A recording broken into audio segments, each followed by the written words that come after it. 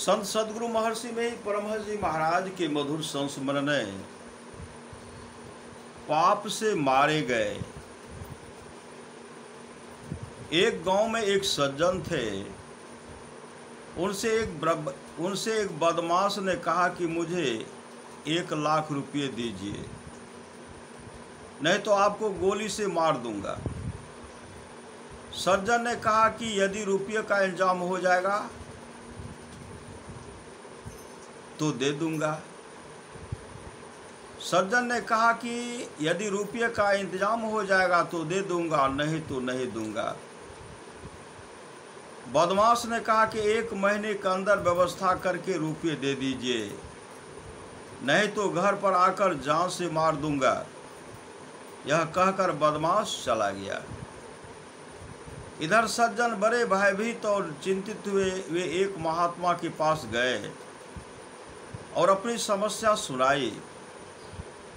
महात्मा जी ने कहा कि तुम पवित्रता से रहना, कोई पाप नहीं करना, पर स्त्री गमन रूप पाप को हरगिज नहीं करना, बदमाश तुम्हें नहीं मार पाएगा। सज्जन महात्मा की बात मानकर पवित्रता से रहने लगे। 1 महीने के बाद फिर बदमाश आया और रुपये की मांग की। सज्जन ने कहा कि अभी तक रुपये की व्यवस्था नहीं हो सकी है। इस पर बदमाश ने कहा कि अब आप अपने जीवन से निराश हो जाइए, किसी भी दिन आप अपनी जान से हाथ धो डालिएगा। सज्जन ने बदमाश की बात सुनकर चुप्पी साध ली। बदमाश चला गया और उसने उन सज्जन की हत्या करने का मन बना लिया। पवित्रता से रहते हुए सज्जन के 2-3 साल बीत गए, परंतु इस बीच बदमाश को हत्या करने का साहस नहीं हुआ।